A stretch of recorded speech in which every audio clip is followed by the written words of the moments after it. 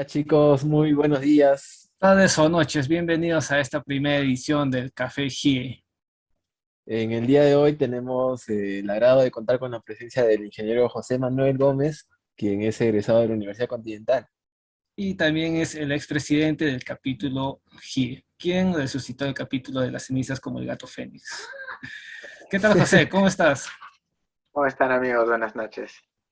Gracias Hola primero José, por la consideración, ¿no? Por invitarme a este primer evento que están teniendo como capítulo. ¿Cómo ¿qué va la tal José? vida? ¿Todo bien? Sí, todo tranquilo, todo chévere, felizmente. ¿Cómo va la ¿Qué vida tal? de egresado, José? Ahí todo tranquilo. Difícil, difícil. Sinceramente, yo cuando estaba en la universidad creía que al salir todo iba a ser más sencillo, pero me doy cuenta que no tanto, ¿no? Creo que es parte de, ¿no? Igualito que cuando uno ingresa a la universidad, piensa que va a ser fácil y al final termina siendo difícil. Sí, sí, sí. Muy, muy complejo, ¿no? Pero a las finales es como dices, ¿no? Parte de la vida, parte de cada etapa, creo yo. Claro. Bueno chicos, les comento que el día de hoy vamos a abordar el tema de cómo es la vida de estudiante y los retos que nos esperan luego de egresar a la universidad, ¿no? Para esto, José, te comento que hemos preparado un formulario donde los chicos han dejado algunas preguntas. Ujú. Entonces, no sé si estás de acuerdo en que iniciemos ya con las preguntas. Sí, sí, hay que iniciarlo, no hay problema. Ok, José. Eh, bueno, la primera pregunta la va a decir John, así que adelante, John. Ok, muy bien. Bueno, pregunta anónimo. ¿Cuál es la mayor motivación como estudiante? Bueno, tenemos que basarnos principalmente en el contexto de cada uno, ¿no? En las experiencias, pienso yo, de cada persona como estudiante. Y también hay que considerar mucho lo que son las etapas. Yo creo que un universitario tiene siempre diferentes etapas, ¿no? Durante toda su carrera universitaria. Al inicio uno empieza con quizás ciertas expectativas de cómo ser un universitario, de cómo va a llevar la situación y poco a poco va, creo yo, adquiriendo ciertas experiencias, ¿no? Entonces, poco a poco va fluyendo más, va dedicándose un poco más, va madurando un poco más también con el tiempo, ¿no? Sí, José, Entonces, la motivación yo creo que de cada uno justamente está basado en cada etapa del universitario, ¿no?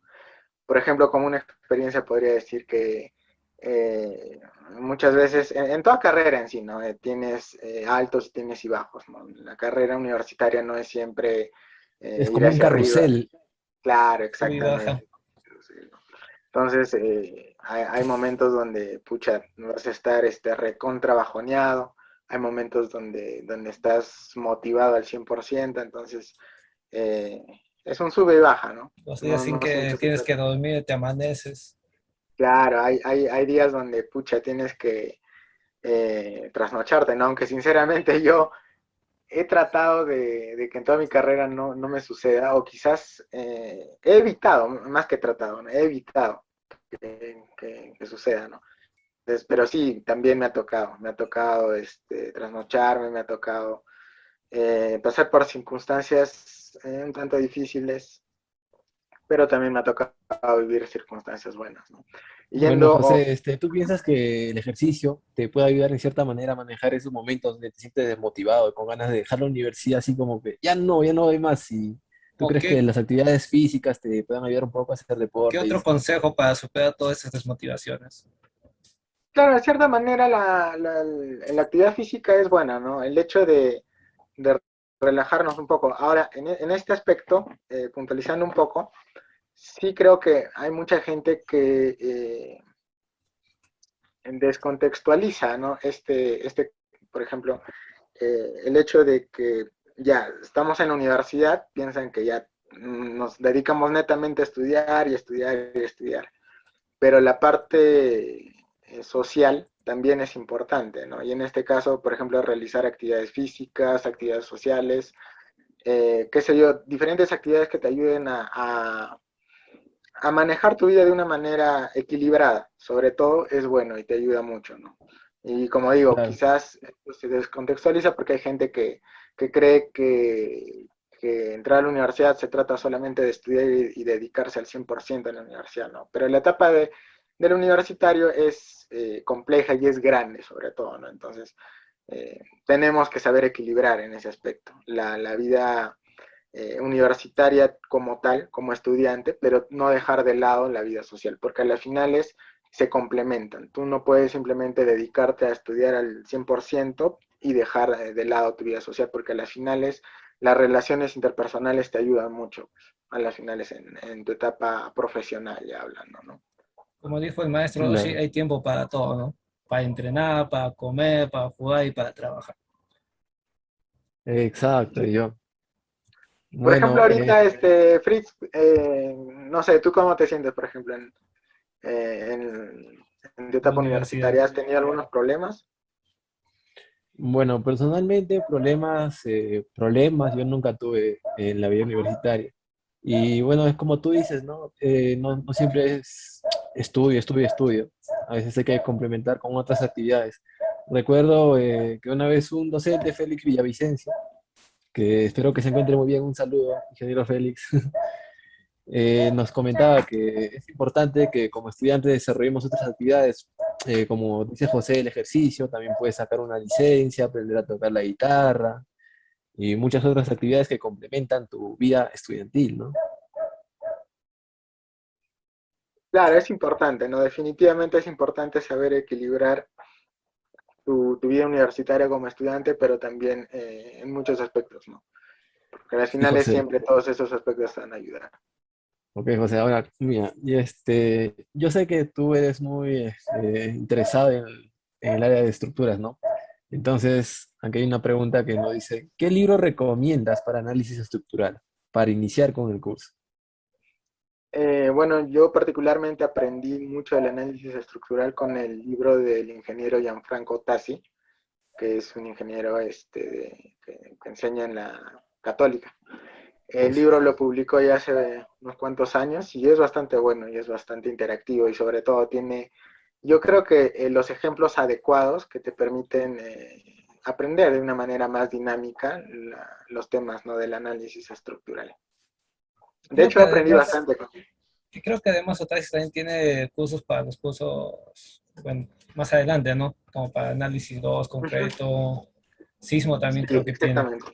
Tiene un libro, bueno, que básicamente sigue a lo que es análisis estructural, que es el diseño, ¿no?, de elementos de concreto armado, que también es muy bueno, ¿no? Lo bueno del ingeniero Gianfranco Tassi es que es bastante didáctico, entonces no es tan eh, aburrido. No Sus está- temas, al menos de sus libros, no es Y aburrido. los ingenieros toman demasiado base sobre sus temas y los ejemplos que toman ahí. Creo que es una buen libro para comenzar cualquier tipo de estudio en las estructuras. ok, Sí. bueno muchachos, ya saben, un libro divertido para aprender análisis estructural, el de El ingeniero Tassi, que si no me equivoco es de la PUC, ¿verdad? Ujú. Sí, Sí, es de la... exactamente. Bueno, recordad que también ahorita estamos en Discord y si desean pueden dejar sus preguntas. Acá José los va a responder todas las que se pueden, ¿no? Bueno, José, la siguiente pregunta. Las habilidades más importantes que necesitan para ser un buen estudiante. Bueno, yo creo en lo particular que todo estudiante debería manejar lo que son las habilidades blandas, ¿no? Por ejemplo, en este caso, el- las habilidades comunicativas, que son incluso mucho más importantes que quizás otras habilidades, ¿no? El hecho de sabernos comunicar entre todos, saber llevar una vida social buena, tener bastante liderazgo en sí, porque durante la universidad vamos a tener o vamos a estar involucrados en varios proyectos, ¿no? Y proyectos van a ser grupales, no necesariamente individuales, ¿no? Y en ese aspecto creo que es importante desarrollar una habilidad de liderazgo, porque eso te va a ayudar a las finales en todo. Poco a poco con los cursos que vas llevando y con los trabajos grupales que vas haciendo, ese va a ir aumentando, ¿no? Y al final es cuando ya terminas la universidad y te involucras en la vida profesional, pues te ayuda bastante a desarrollarte, ¿no? Interpersonalmente. Entonces, una de las habilidades principales creo yo que es el liderazgo. Otra de las habilidades, bueno, evidentemente tiene que ser las matemáticas, ¿no? Las Yo creo que un estudiante de matemáticas. ingeniería civil, no, o bueno, de toda ingeniería, eh, bueno, debería llamarle, ¿no? Principalmente la atención el área de matemáticas. No creo que exista ningún ingeniero que no les gusten las matemáticas, ¿no? Entonces, eso, habilidades interpersonales, comunicativas, habilidades en los números, son lo más importante, ¿no? Y también, sobre todo, el hecho de saber interpretar situaciones, ¿no? Y saber tomar también decisiones en el sentido de que no muchas veces realmente nos dedicamos a los números, a los cálculos y eso, ¿no? Hacer informes, tenemos que hacer ensayos, entonces involucrarnos en todo eso. Entonces las principales habilidades serían esas, ¿no? Claro, chicos, lo que dice José es totalmente cierto. Nosotros somos ingenieros civiles, ¿no? Estamos preparándonos para ser ingenieros civiles. Y la vida de un ingeniero civil implica liderar un grupo de personas. Y bueno, les comento, chicos, que de hecho las habilidades blandas ya no son habilidades blandas, sino son, según el PMI, lo que ahora dice, son power skills, habilidades poderosas, algo así que de blandas no tienen nada, porque el ser líder no es una habilidad blanda, ¿verdad? Es un Claro. poco complicado. Ok, Sí, entonces, sí, John, querías hablar. no, sí, o sea, Adelante. que mencionaba todas las habilidades que conlleva, ¿no? Todo, más que nada, creo que nosotros en ingeniería civil nos enfocamos más en lo que tiene que ver la matemática, ¿no? Tienes que tener un poquito de base y estudiar bastante más que nada, ¿no? Tener las ganas de estudiar y aprender. Claro, y con esas dos habilidades, bueno, que son las principales, ¿no? Creo que ningún estudiante de ingeniería, y en este caso puntualizando en ingeniería civil, va a tener. Ok, ahora que estamos hablando de ese tema de habilidades extras de una persona, José, ¿qué tú piensas acerca de los cursos de la universidad? ¿Piensas que son suficientes para afrontar la vida profesional?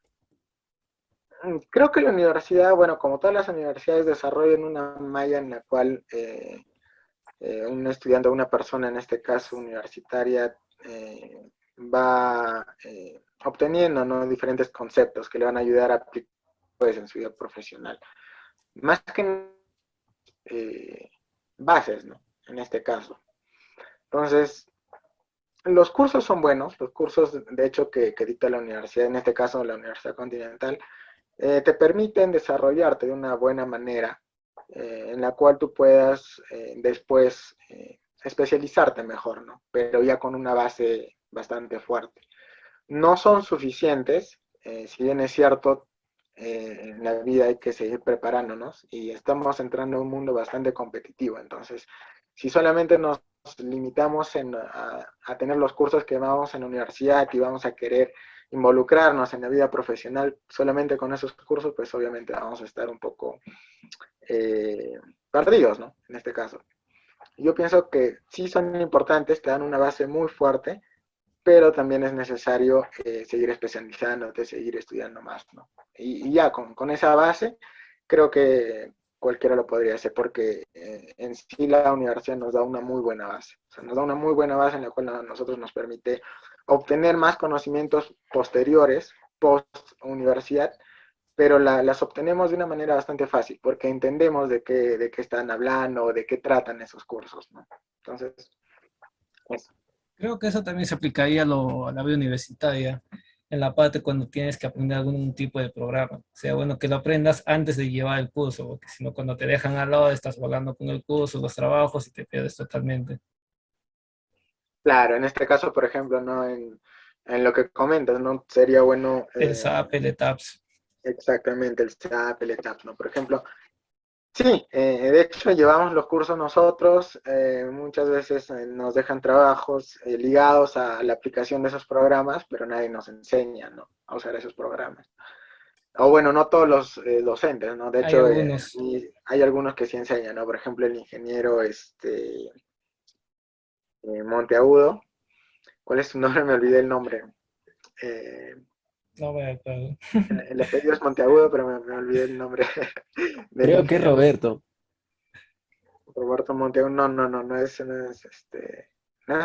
Roberto, pero bueno, el ingeniero Monteagudo, Le mandamos un saludo, ingeniero le Monteagudo. mandamos un saludo también a él, eh, tomó parte de su curso para enseñarnos las aplicaciones básicas del SAP, ¿no? Y que de hecho nos sirvió bastante. Entonces, desconozco si es que otro docente ha El hecho lo mismo ingeniero Poma. porque... Poma también Ah, el ingeniero Poma también. enseñaba el SAP. De, Ay, de alguna manera también el SAP y también nos enseñó las funciones básicas de MATCAD, pero también hay otros ingenieros que te dejan la tarea, o bueno, el trabajo y no te dicen en sí no cómo utilizar el programa. Y buscas en internet y en internet es mentira que encuentras todo, no se encuentra a veces nada. Sí, ¿verdad?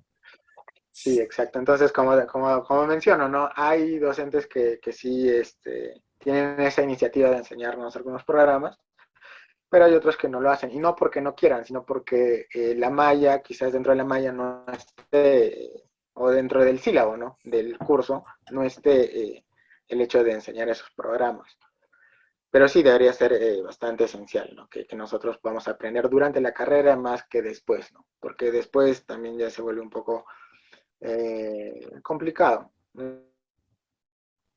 Los alcances que vas a tener ya son más directos, ¿no? Es como que tienes un trabajo, tienes que hacerlo y se supone que ya tienes la base de aplicar esos programas, ¿no? Y si tú no los has aprendido durante tu carrera universitaria, te va a costar un poquito más. Al final lo va a costar un poquito más, ¿no? Entonces, sí, es importante desarrollar algunos programas en la universidad, ¿no? Y ya quizás otros después. Así que chicos, asistan a los talleres que brindamos acá en GIA para que amplíen todos sus conocimientos. Bueno, siguiendo con las preguntas, vamos a ver, pregunta otro, creo que este pregunta Carlos. ¿Qué recomendaciones nos podrías brindar para conseguir proyección social dentro de la universidad? Bueno, en sí la proyección social en todas las universidades va cambiando año a año, me parece. Cuando yo llevé proyección social, bueno, la manera en que se daba era diferente. Ahora me parece que puedes convalidarlo con, por ejemplo, asesorías, voluntariados, trabajos voluntarios, etcétera, ¿no? En este caso, yo, por ejemplo, contándoles a modo de experiencia, tuve la oportunidad de trabajar con un grupo de colegas. Éramos un grupo de 20 y nosotros hicimos un trabajo voluntario en un colegio en Sicaya, en Huancayo. Teníamos que construir un juego para niños, ¿no? Entonces, trabajamos muy bien, obviamente, como mencionaba al inicio, ¿no? Toda etapa, todo proceso tiene altos y bajos, ¿no? Entonces, y sobre todo nos ayudó bastante el hecho de convivir entre 20 personas para hacer un trabajo. Nos ayudó bastante en el sentido de que hemos desarrollado esta habilidad, ¿no? De trabajar en grupo, de ver cómo es que se trabaja en un grupo grande, ¿no? Entonces, las recomendaciones, más que nada, sería tener varios alcances. La universidad te da varios alcances para hacer tu proyección social. Vas a desarrollar habilidades de liderazgo, habilidades grupales. Entonces, nada, eso, ¿no? Dedicarte. Y sobre todo, encontrarle el sentido a la proyección social, ¿no? Que es hacer un bien común aplicando conocimientos ligados a tu carrera, ¿no? Eso. Ok, José. Ahora, respecto a la aplicación de los conocimientos, nos preguntan, ¿qué me espera cuando culmine mi carrera? Escucha, ¿qué te digo? Sacar lata. Te esperan respuesta difícil, ¿eh? Te esperan muchas cosas en realidad. Como decía al inicio, ¿no? Como le comentaba a John, a veces nosotros tenemos la expectativa de terminar la carrera universitaria pensando de que todo va a ser más sencillo, ¿no? Más relajado. Pero en sí son etapas de la vida que debes de seguir, ¿no? En este caso, si has tomado o hemos tomado la decisión de seguir una carrera universitaria o seguir una profesión, continuar con esas etapas, ¿no? En este caso ya terminamos la etapa del universitario, de la carrera universitaria y bueno, nos tenemos que enfrentar a una siguiente etapa, ¿no? Que sería ya la sustentación o bueno, obtener el grado de bachiller, obtener el grado de ingeniero civil, que es mediante el proceso de titulación, no sustentando alguna investigación, una tesis, y posterior a eso también, bueno, seguir desarrollándote, ¿no? De manera académica, ¿no? En lo profesional. Ahora también obtener a la par esa experiencia de ingeniero civil, en este caso como profesional, ¿no? En algún trabajo con prácticas profesionales, ¿no? En este caso ya involucran más cosas, más allá del hecho de solamente estudiar, ¿no? Entonces, la vida de un egresado es en sí bastante ocupada, bastante compleja también, ¿no? Ok, José. Dejamos de a veces hacer las cosas que generalmente estamos acostumbrados, ¿no? Por ejemplo, salir, ¿no? Qué sé yo, jugar a alguna pichanga por ahí que tenías con el tiempo, vas dejando de hacerlo, no porque no quieras, sino porque las circunstancias te obligan a dejarlas, a posponerlas, ¿no? Por un tiempo. Entonces ya te involucras más en el trabajo, te involucras más en tus investigaciones y ya el tiempo a veces no te alcanza, ¿no? Pero eso no va a ser para siempre, ¿no? A las finales esa etapa también va a terminar como todas las etapas y por fin vamos a tener quizás una etapa más tranquila, ¿no? El hecho de trabajar, sí es cierto, seguir desarrollándonos en el ámbito profesional, pero ya vamos a tener quizás más tiempo, ¿no? Más tiempo para dedicarnos a otras cosas también, ¿no? A la familia, a las actividades que nos gustan hacer, a los hobbies, etcétera, ¿no? Ok, podríamos decir entonces que es como una nueva etapa de nuestra vida, ¿verdad? Como una etapa ya de pasar estudiantes a ser adultos responsables, ¿verdad? Exacto. Bueno, en el Discord tenemos una pregunta en vivo que nos preguntan, hace poco estuvieron comentando de que los docentes deberían enseñar el uso de softwares y tal, pero nos preguntan específicamente que cuáles considerarías, José, que serían los programas que debería dominar un ingeniero civil egresado, como los más principales, los que ya deberíamos saber. Bueno, al egresar de la universidad, de hecho, nos enfrentamos a trabajar en diferentes cosas, ¿no?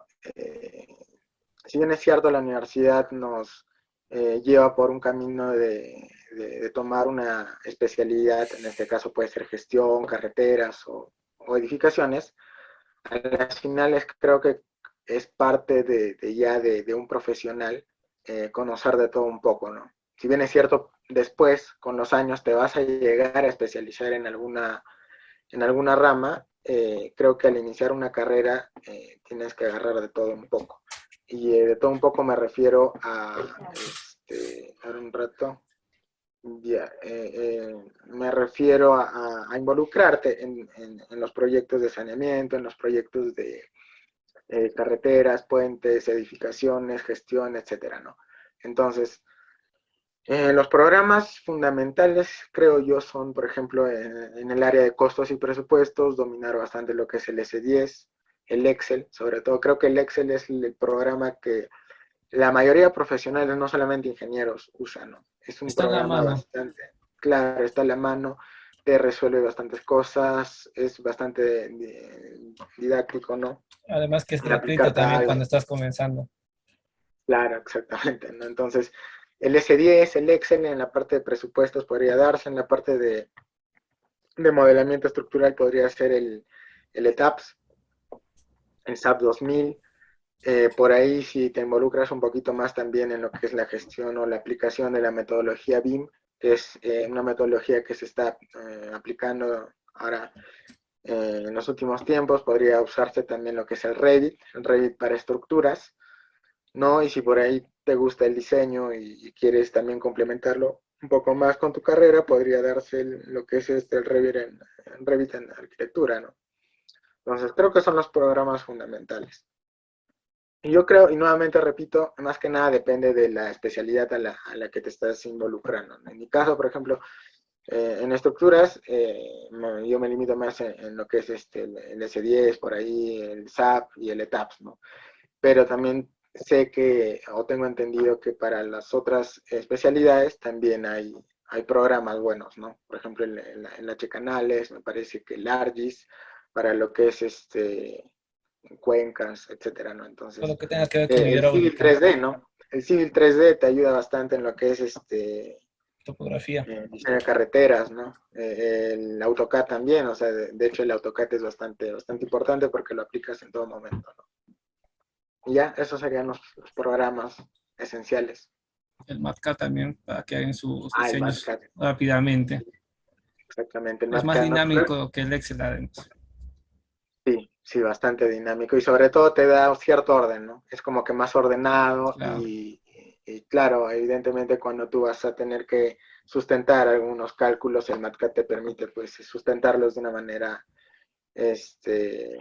ordenada, ¿no? Sobre todo ordenada y entendible. La Algo única que quizás las desventaja tablas de Excel no te es dan. que no todos lo tienen para que puedan utilizar. A lo que es un Excel, tú le pasas a tu compañero, tu amigo, tu colega, ya tiene el Excel. En cambio, el MATCAD todavía está en proceso de llegar a ese paso. Y una desventaja también creo yo es que no es tan conocido, por ejemplo, ¿no? Sí, Que los demás programas. Yo, por ejemplo, hasta hasta que yo cuando ingresé. llegué hasta Hasta Análisis Poma, 2, hasta hasta Poma. Análisis 2, yo desconocía el programa MATCAD, no Creo que sabía de su todos, existencia. hasta que Entonces, Poma pero ya poco. mencionó, todos desconocíamos la utilidad del programa. Sí, sí, sí. Es un programa que no es tan conocido, pero sin embargo es bastante importante. Sí. Bueno, muchachos, espero que hayan hecho su lista. Pero bueno, lo que yo entendía en resumen, los principales programas son los de Autodesk, ¿no? Civil, Revit y AutoCAD. El S10. Y el SD. Ok. Ujú. Ya bueno, pasamos entonces a la siguiente pregunta. Dice, ¿qué aspectos son importantes para mi primer empleo? O para, claro, para mi primer empleo. En este caso, también acá hablaría nuevamente el hecho de que todas las personas tenemos o vivimos en diferentes situaciones, ¿no? Diferentes circunstancias. Entonces, a veces la circunstancia en la que nos encontramos nos obliga a encontrar un trabajo más rápido. Y a veces en otras circunstancias, pues el hecho de tomar la decisión de buscar un trabajo ya depende más de la decisión de uno, ¿no? El hecho de querer trabajar por necesidad o querer trabajar simplemente por el hecho de que tienes que aprender, de que ya te estás volviendo un adulto y lo tienes que hacer, ¿no? Y eso va a depender también y va a influir sobre todo en cómo es que encuentras el trabajo. En este caso, pero así en términos generales creo que los aspectos más importantes serían la predisposición. Más que nada la predisposición es primordial porque, como te digo, no hay gente que va a trabajar pero no con el objetivo de verdad adquirir esa experiencia laboral, ¿no? Sino va con otros objetivos, quizás sin las expectativas requeridas y pues terminan fracasando en el trabajo, ¿no? Entonces lo principal es sobre todo la predisposición que se tiene al trabajar. Más allá de eso, nuevamente tocando el punto de los programas, ¿no? Los programas que dominamos, en este caso prepararnos un poquito más fuera de la universidad, eh, obteniendo conocimientos, ¿no? de la aplicación de esos programas que a los finales nos van a apoyar mucho. Y esto más que nada se aprende en lo que es, por ejemplo, las prácticas preprofesionales. En las prácticas preprofesionales, nosotros más o menos podemos involucrarnos más en el ámbito laboral. Podemos ver o podemos apreciar qué tanto se mueve un ingeniero civil en todos los aspectos, ¿no? En el aspecto, por ejemplo, de ser un residente de obra, un supervisor de obra, de trabajar netamente en oficina. Entonces, más o menos ya tenemos cierta perspectiva de cómo va a ser posteriormente en nuestro ámbito laboral. Entonces, de acuerdo a esa perspectiva, también nosotros vamos con una idea, ¿no? Nos hacemos una idea al terminar la universidad y al buscar un trabajo, ¿no? Entonces, nada, eso, tener la predisposición de trabajar, las ganas de trabajar sobre todo. Más que ganar dinero, yo creo que es aprender. El sentido La de trabajar es experiencia. aprender, de divertirse, ¿no? Y se supone que si hemos elegido esta carrera universitaria, es porque nos gusta, ¿no? Y hacer algo que te gusta, creo que no implica un esfuerzo, digamos un esfuerzo malo, ¿no? Es un esfuerzo que tú lo disfrutas. Entonces, trabajar en tu carrera profesional, pues es algo que lo disfrutas, ¿no? Entonces, más que trabajar por el dinero, yo pienso que es Por la fundamental pasión. trabajar por la experiencia, por la pasión, por la experiencia, y sobre todo que trabajando en lo que te gusta, pues vas desarrollando continuamente habilidades, ¿no? Habilidades que quizás no las tenías antes y las tienes ahora, ¿no? Bueno, Entonces, José, eso. ahora entrando un poco más a la vida de un profesional, eh, ¿qué temas te parecen de mayor interés en la rama de estructuras? Bueno, en la rama de estructuras, el tema de interés puede ser bastante relativo, ¿no? Dependiendo del trabajo en que te encuentras en el momento, ¿no?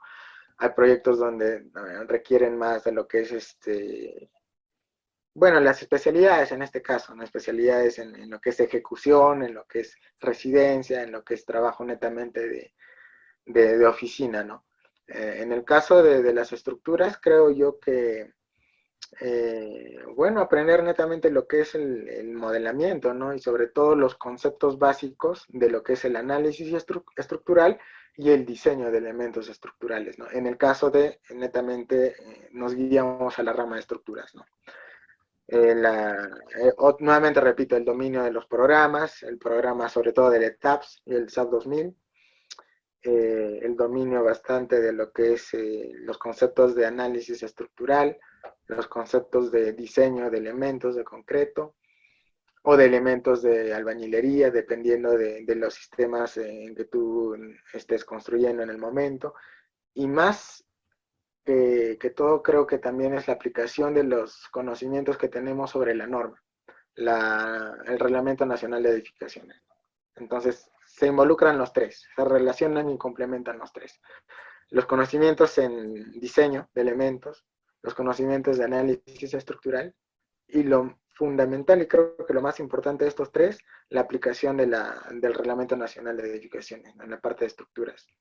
Cómo es, o qué tanto dominas tú sobre las normas de suelos, las normas de carga, normas de sismo y de diseño, ¿no? Que son los más importantes.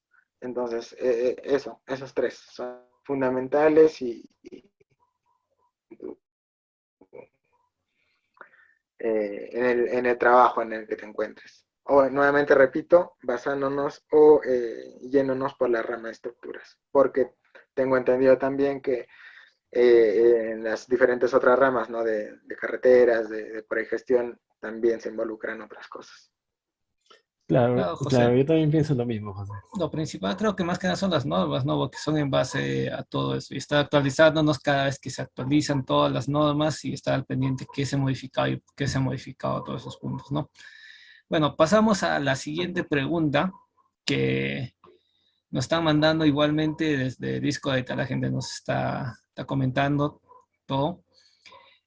Bueno, acá pregunta, si deseo especializarme en la rama de estructuras, ¿qué cursos debería tomar? Yo creo que todas las que brindamos acá en GIE, ¿no? Pero a ver, José. Sí, de hecho, una parte bonita y que bastante me agrada del capítulo y lo que se ha ido desarrollando en estos últimos meses, creo yo, es el hecho de tener estos directorios en el capítulo, como mencionas, John, ¿no? Estos reforzamientos, por ejemplo, que se dan, ¿no? En los cursos de análisis, mecánica de materiales, diseño de elementos de concreto armado, ¿no? Yéndonos directamente en la etapa universitaria, esos cursos, toda esa rama, mecánica de materiales, análisis estructural y Concreto. diseño de elementos de concreto armado, ¿no? Yéndonos también en el ámbito profesional, creo que aprendiendo primero esos tres cursos como base universitaria, podemos ya complementarlo con cursos de especialización, ¿no? Por ejemplo, hace unos cuantos meses llevé un curso sobre cimentaciones profundas, ¿no? Diseño de pilotes. Podría darse también especializarnos un poco en lo que es la aplicación de la metodología BIM o de todos los programas que nos brinda, por ejemplo, el Autodesk, como mencioné, el AutoCAD, el Civil, el Revit, ¿no? Me parece que el ETAPS, el S10 también se involucran un poco en lo que es el modelamiento estructural, entonces, por ahí. son los cursos fundamentales. Genial, José. Creo que siempre actualizándonos con todas las nuevas tendencias que tenemos, ¿no? Ya sea académicas, todo lo que tiene que ver con los software, las nuevas tendencias, las nuevas filosofías como el BIM y todo eso. Ujú. Sí, exactamente. Bueno, José, ahora regresando al tema laboral, nos preguntan, ¿qué tan estricto es el régimen laboral? ¿Es necesario que yo cumpla mis 8 horas de trabajo todos los días? Más que estricto, yo pienso que es competitivo.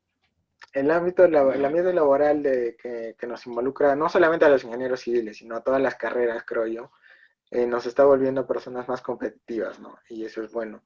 Ahora, en el régimen laboral que me mencionas, los trabajos dependen mucho de si son, si estás basado en un régimen de 8 horas, quizás por ahí es algo un poco más independiente, y ya básicamente la decisión la tomas tú, ¿no? De trabajar, digamos, ahí 4 horas, a veces 8 horas, a veces 10, 12 horas, dependiendo, ¿no?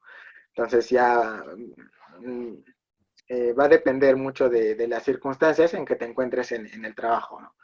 Evidentemente, en trabajos formales donde te limitas en un horario, claro, son las 8 horas, ¿no? Tú trabajas 8 horas, tienes un determinado tiempo para almorzar y, bueno, tienes días libres, ¿no? En este caso ya se manejan lo que son las vacaciones, las gratificaciones, todo lo que nosotros generalmente conocemos, ¿no? Como parte del régimen laboral. Pero también, repito, ¿no? Hay circunstancias en las cuales tú eres tu propio jefe, ¿no? Y es lo que pasa muchas veces, ¿no? Con los trabajos independientes. Tú mismo te pones el horario, ¿no? Yo tengo amigos que son ingenieros civiles y que ejecutan sus proyectos no basándose, mejor dicho, en un régimen de 8 horas, ¿no? Ellos trabajan en las horas que crean convenientes trabajar. Entonces, claro, evidentemente la ejecución de una hora para los obreros, en este caso, que ejecutan la obra, claro, trabajan las 8 horas requeridas, ¿no? De lunes a sábado. Y sábado me parece que es hasta mediodía nada más. Pero el ingeniero ya maneja sus tiempos, ¿no? El ingeniero residente, el asistente de obra, el supervisor de obra manejan ya sus tiempos, ¿no? Pueden trabajar 4 horas, pueden trabajar 2 horas, pueden trabajar si se usan las 8 horas, dependiendo de cómo es en el momento la necesidad de su proyecto, ¿no? También puede darse el caso de que trabajen por ahí 10, 12 horas, ¿no? Entonces, sobre todo en los hitos más importantes de lo que es la ejecución de una obra, ¿no? Eh, por ejemplo, el vaciado, ¿no? El vaciado, digamos, de un proyecto grande, ¿no? Por ejemplo, en la construcción del Open. Cuando el Open se construía, me parece que vaciaban de noche. Entonces ahí evidentemente no se cumplía esto del régimen de 8 horas, ¿no? Entonces trabajaban de madrugadas, trabajaban con las grúas, con las iluminaciones, etcétera, ¿no? En el Hospital El Carmen, que también tuve la oportunidad de hacer mis prácticas preprofesionales ahí, también trabajaban de noche, ¿no? A veces se quedaban hasta un poco más tarde, hasta las 10, 11 de la noche. Entonces, va a depende mucho de la situación y del hito que se encuentre un proyecto, ¿no? Y sobre todo del alcance también que te encuentres. Entonces, eso. Ok, Genial, José, yo creo José. que quedó bastante claro. Sí, creo que todo trabajar independientemente o para una empresa tiene sus pros y sus contras, ¿no? Y además, como todo tiene un cronograma, como tú mencionaste, los hitos también a veces se tienen que cumplir y a veces se alarga un poco todas esas 8 horas, ¿no? Y quizá en ocasiones se pueda trabajar un poco menos de las 8 horas. Claro, exactamente. Bueno, entonces pasamos a la siguiente pregunta. Dice, A ver, permítame un minutito, sí, unos José. segundos, por favor. Bueno, hasta que esperamos acá a José. Eh, bueno, ¿cómo estás, Fritz? Creo que aprovechamos para recordarles a los chicos de Discord que pueden dejar sus preguntas en el chat del Café GIE, que serán respondidas por el ingeniero José, ¿no? Que sean relacionadas al tema de la vida como estudiante y la vida de un egresado como profesional. Sí, Ok, ahí José, creo que te comenten. tenemos de vuelta, José. Sí, sí, sí. Sí, ahí comenten todo lo que quieran ahí en el disco. Estamos en todas las redes sociales también como GIOC, Facebook, Instagram, LinkedIn, en YouTube también. Vamos a subir este podcast en el canal de YouTube. No todo está subiéndose al canal de YouTube. Bueno, José, continuando con las preguntas. Una muy interesante, ¿no? Ya prácticamente ya en el ámbito laboral, cuando uno ya egresa. Dice, ¿cómo podría estimar el monto por mi trabajo? Ya sea que estoy realizando un trabajo independientemente o quizá en una entrevista de trabajo me preguntan cuánto quiero ganar, ¿no? ¿Cuánto podría ser mi primer sueldo? Es una pregunta bastante complicada, ¿no? Sí. Y relativa también. En el caso de las estimaciones en cuanto a costos, para un profesional creo que siempre la primera vez va a ser un poco ambiguo, ¿no?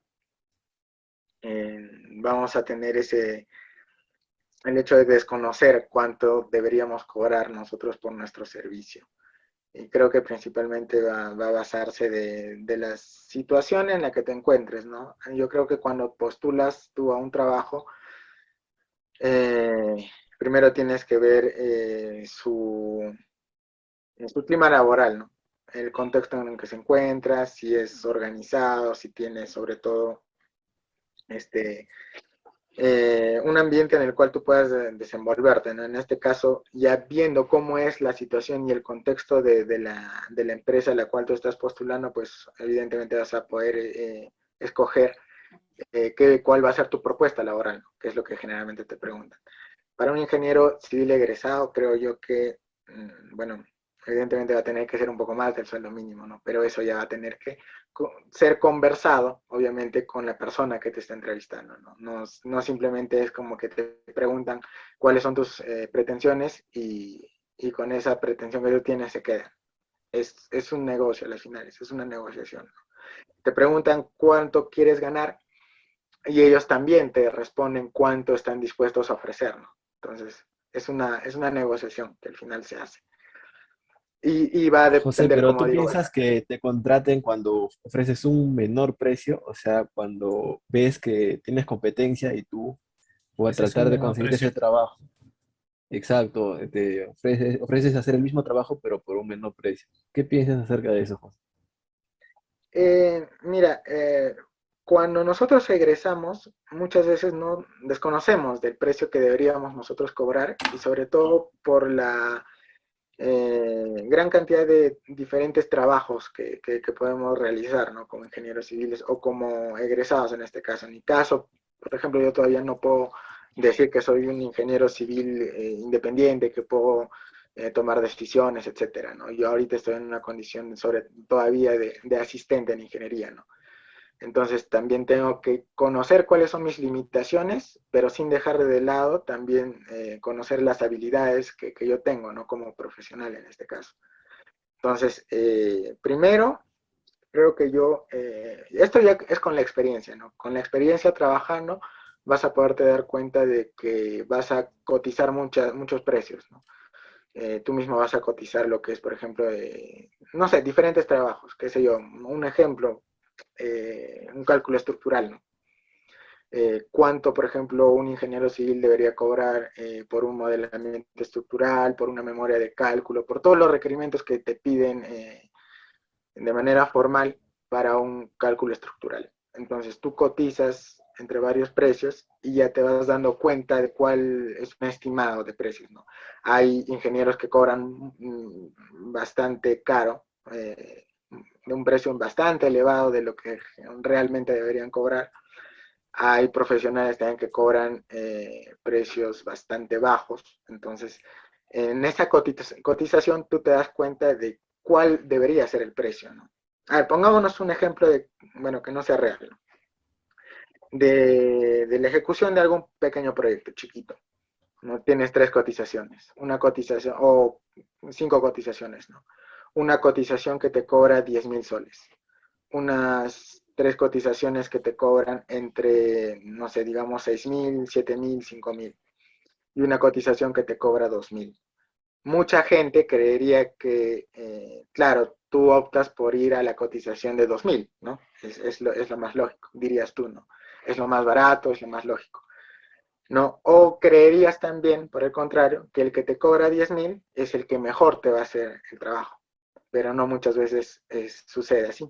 El que te cobra 2.000 evidentemente lo está haciendo por una falta quizás de experiencia o porque quiere obtener el trabajo, pero no hay garantías de que su trabajo lo va a realizar de una manera correcta, ¿no? Y de la misma manera, el que te cobra 10.000 está realizando un trabajo, pero hay una evidencia clara de que su precio es bastante elevado, ¿no? Frente a las otras cotizaciones.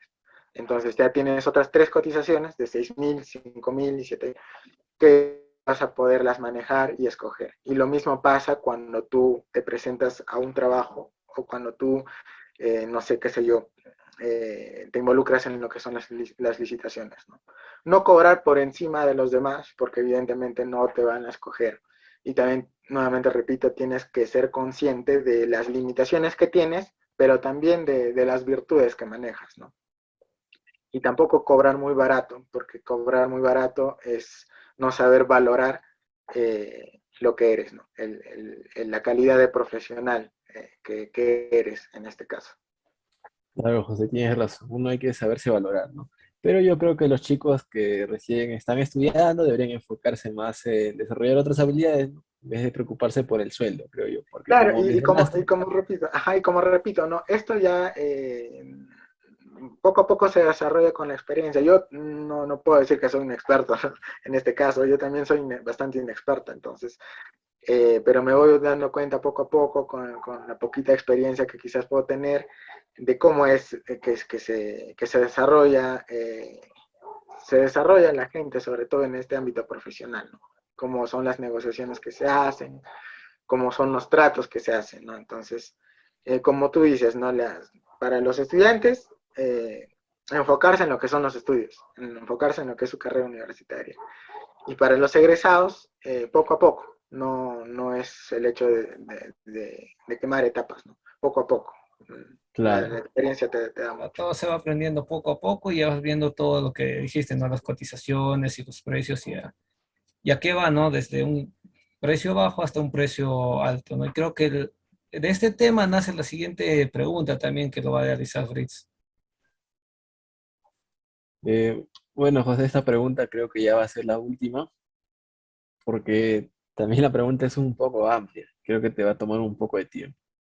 Uh -huh. Eh, Respecto al tema de construcción informal que viene azotando a nuestro país, ¿no? Desde hace mucho tiempo atrás y que ahora ha tomado Más fuerza. re- más fuerza. ¿Qué opinión nos podrías brindar? ¿Cuál sería una posible solución? ¿Cómo podríamos controlar la construcción informal? ¿Y qué podríamos hacer para brindarle seguridad a las personas que hacen sus viviendas con construcciones informales? Bueno, y adicional también, ¿qué le recomendarías a los chicos que nos están escuchando que plasmen tal vez en un tema de investigación para tal vez atacar el problema y que brinden, que impacten positivamente con su comunidad, ¿no? A una tesis o un artículo científico, ¿no? Claro.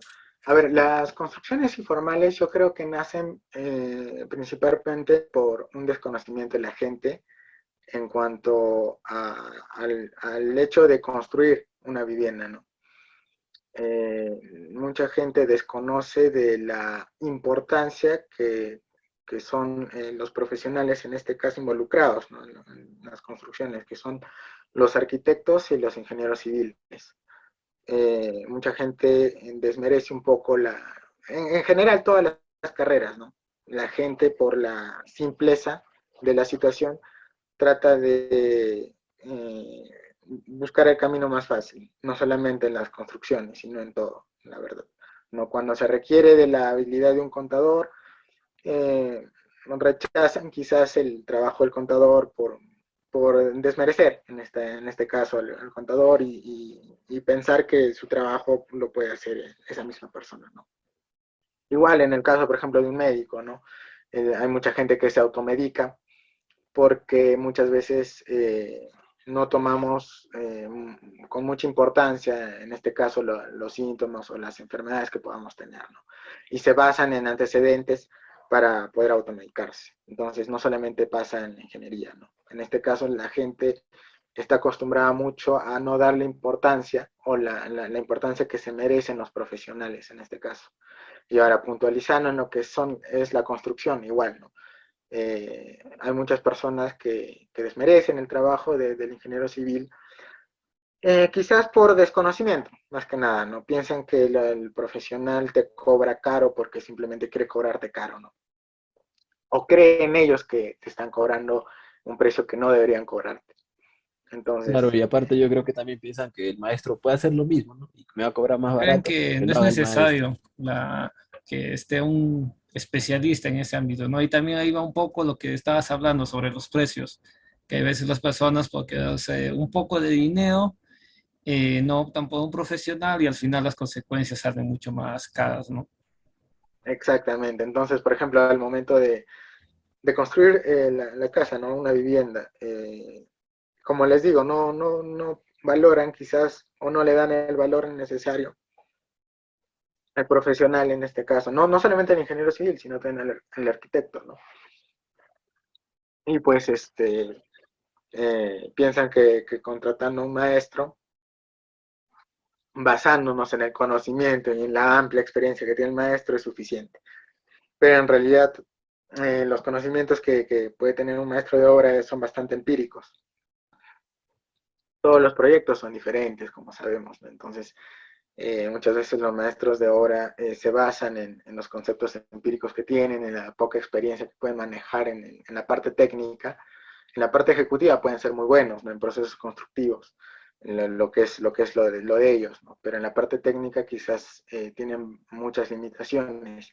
Y eso es lo que no ve mucha gente, ¿no? Mucha gente cree que contar quizás con las sugerencias de personas no profesionales va a ser suficiente, pero en este caso no. Los profesionales en sí, por algo estudiamos, ¿no? Por algo nos preparamos, creo yo, y por algo nos especializamos. Entonces, las construcciones informales, creo que una de las principales bases de eso es esto, el valor que tenemos los arquitectos y los ingenieros, o mejor dicho, el hecho de que la gente no nos valoren en este aspecto, al menos la gente informal, porque también hay casos de que, y hay muchos casos de que la gente, claro, evidentemente quiere hacer algo bien, entonces contrata al profesional requerido y se hacen los trabajos tal y como se deben hacer. Pero la informalidad está en muchas partes, ¿no? No solamente me refiero a la informalidad en cuanto a procesos constructivos, por ejemplo, lo que hablábamos. También me refiero a la informalidad en cuanto a documentaciones, ¿no? Y acá entra un tema bastante importante también, que es, por ejemplo, la burocracia que existe en el Perú, ¿no? Las municipalidades, los gobiernos regionales muchas veces te ponen limitaciones más que ponerte facilidades, ¿no?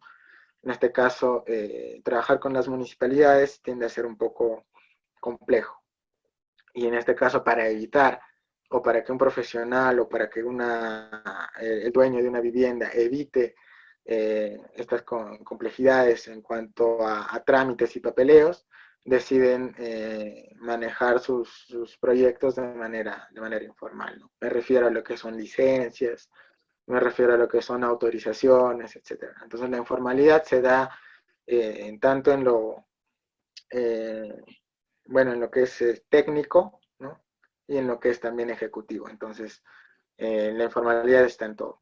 Pero nosotros, ¿cómo podemos manejar esto? Y ahí va lo que mencionaba Fritz, ¿no? Puntualizando a las personas que nos están escuchando. Es simplemente dar a conocer cuál es la verdadera importancia de un ingeniero civil en este caso. Dar a conocer que los ingenieros civiles, en este caso, somos muy importantes dentro del sector constructivo porque justamente es el área en que nosotros nos especializamos, ¿no? Igualmente los arquitectos se especializan en la parte de diseño y ellos aplican también conocimientos basados en una normativa, ¿no? En este caso distribuciones de áreas, diseños con con finalidades exclusivas, ¿no? Entonces, eso, darles, sobre todo informar a la gente la importancia que tenemos estos dos profesionales, ¿no? Involucrados en el sector constructivo, tanto los arquitectos como los ingenieros civiles. Y acá también un poco añadiendo a lo que menciono, y a lo que mencionaba Fritz, ¿no? Del hecho de que la gente escoge a los maestros de obra ejecutar todo su proyecto. En este caso, para ejecutar una edificación, una vivienda, se necesitan dos. El arquitecto, tanto el arquitecto como el ingeniero civil. Estas dos profesiones se complementan. Muchos creen, obviamente que no están involucrados en nuestras carreras o en nuestro sector, creen que es simplemente el hecho de escoger ya sea un arquitecto y que el arquitecto haga todo, o ya sea un ingeniero civil y que el ingeniero civil haga todo. Pero en realidad no es así. Ambas profesiones se complementan. Ambas profesiones creo que son muy importantes, ¿no? Tanto en la etapa de diseño como en la etapa de ejecución. Eso, informar a la gente la verdadera importancia y relevancia, sobre todo, y el valor, ¿no? Que se les da a los ingenieros, que se les debe dar a los ingenieros civiles y a los arquitectos involucrándonos en el sector constructivo. Ahora, hablando de lo que es las viviendas ya construidas, ¿no? Informales. Ahorita estamos viviendo en una situación bastante complicada en sí, con esto de los últimos, por ejemplo, movimientos sísmicos que hemos tenido, ¿no? El Perú en sí está sobre, Una zona sísmica, sobre una sobre zona cinturón de bastante fuego. sísmica. Exactamente, entonces, y basándonos en las experiencias vividas pasadas ya, no estamos lejos de tener un sismo bastante fuerte, ¿no? Sobre todo en Lima. Y si nosotros podemos darnos cuenta, muchas zonas en Lima, las construcciones informales abundan, pues, ¿no? Construcciones en las que quizás ni siquiera en zonas donde ni siquiera deberían estar construidas, se construyen, ¿no? Digamos los asentamientos humanos, en este. Y hay construcciones de 2, 3 pisos. Incluso por ejemplo, videos bastante virales que circulan, ¿no? Por las redes. La vez pasada estaba viendo un video donde un ingeniero explicaba, ¿no? Le trataba de explicar a la dueña de la casa que para una edificación con un sistema de albañilería o de muros portantes no debería usar el muro pandereta, por ejemplo, ¿no? No sé si lo han visto, me Sí, imagino que hay, sí han hay ido. demasiados casos. Es Son un TikTok, diseñados ¿no? para modo portante y al final le meten pandereta, ¿no? Y encima vivienda Claro, de el 4 o 5 pandereta. pisos. Entonces, claro, y por ejemplo ahí, ¿no? El maestro, la recomendación del maestro es que para reducir el peso, ¿no? De la edificación. Pero no se trata de reducir el peso, sino se trata de asignar a los elementos los materiales requeridos. En este caso, para lo que son los muros portantes, por ejemplo, los ladrillos de 18 huecos, ¿no? Entonces, y ahí al tú aplicarle otro material, como el ladrillo pandereta, que es un ladrillo enfocado a lo que es simplemente la tabiquería o la separación de espacios, pues no se da, ¿no? Y hay muchas edificaciones en lo que es, por ejemplo, lo que decía, ¿no? En los asentamientos humanos allá en Lima, hechas con ladrillo pandereta, cuando son construcciones con sistema de albañilería. Entonces, son bastante vulnerables sísmicamente, ¿no? Igual acá en Huancayo he visto bastantes casas en sí construidas de la misma manera. Ahora también tenemos que tomar en cuenta que no todas las viviendas son de material noble, sino también tenemos viviendas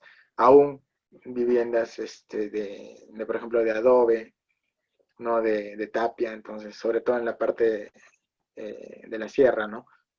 Y tenemos como ingenieros civiles que también darnos cuenta en eso. Y lo que mencionabas, por ejemplo, John, en la parte ya de investigación, sería muy bueno, ¿no? Que alguien por ahí que nos esté escuchando y que tenga ese interés sobre la vulnerabilidad sísmica por ejemplo, viviendas construidas con adobe o de tierra, pues por ahí, ¿no? Inclinarse en esa rama, ¿no? Cuán vulnerable puede ser una edificación de adobe, ¿no? Más que nada para estas situaciones en las que nos encontramos, ¿no? No, José, en sí este tema es demasiado amplio, sería como para un debate de varias horas, ¿no? Porque son varios puntos. Justo lo que mencionaste, es lo de los asentamientos humanos, también se puede agregar lo que pasó del fenómeno del niño, ¿no? ponen quebradas, donde ponen sus viviendas, pasó el fenómeno del niño, vuelven a construir y de acá a 50 años vuelve la misma historia. Ujú, claro.